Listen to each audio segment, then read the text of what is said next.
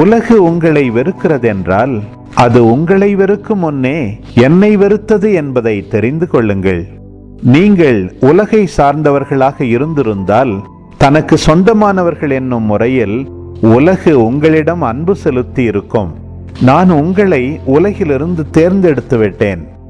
நீங்கள் உலகை சார்ந்தவர்கள் அல்ல. எனவே உலகு உங்களை வெறுக்கிறது.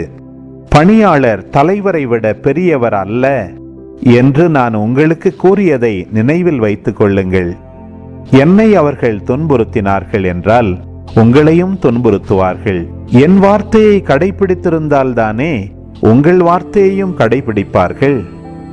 என் பெயரின் பொருட்டு உங்களை இப்படியெல்லாம் நடத்துவார்கள். ஏனெனில் என்னை அனுப்பியவரை அவர்கள் அறிந்து கொள்ளவில்லை.